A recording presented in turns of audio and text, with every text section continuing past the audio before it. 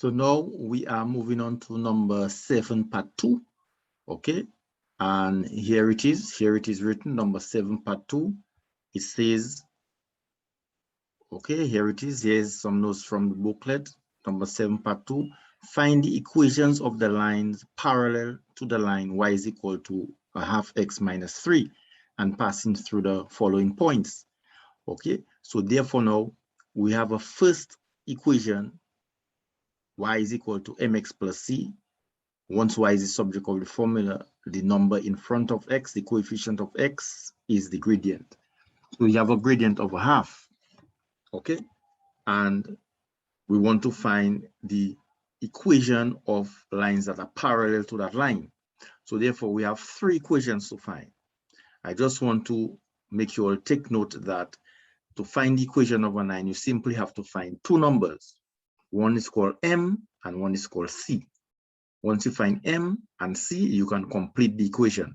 So please take note of this. To find the equation of a straight line, you need to find 2 numbers, m and c.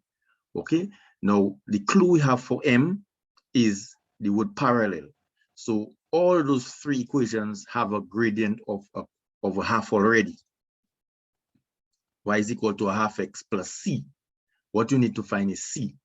This is the purpose for those points. Each point has an x and a y, and you have the gradient, which is a half already. So you can use those points to find c, and then you complete equation 1, equation 2, and equation 3. All 3 of them will have a gradient of half, but they will have different y-intercepts because they are different points that they are passing through.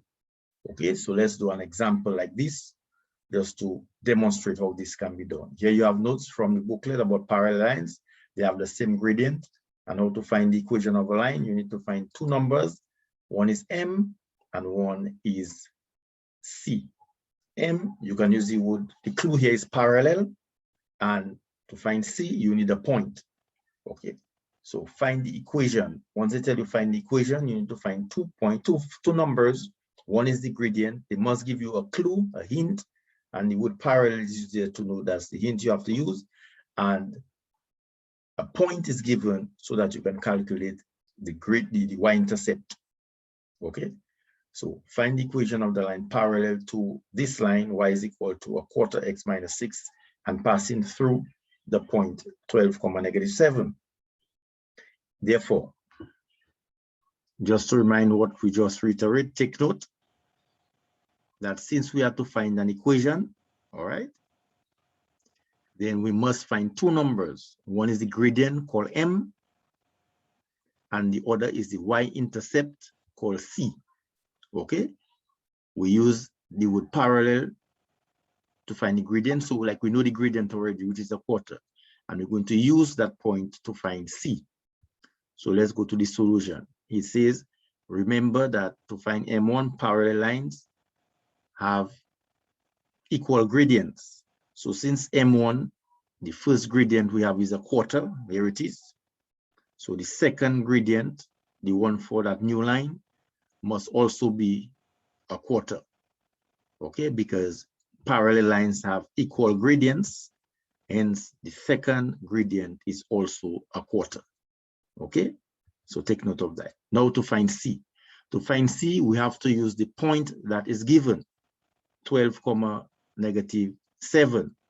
12 will be the x and -7 is the y, and we know m is already a quarter, m2.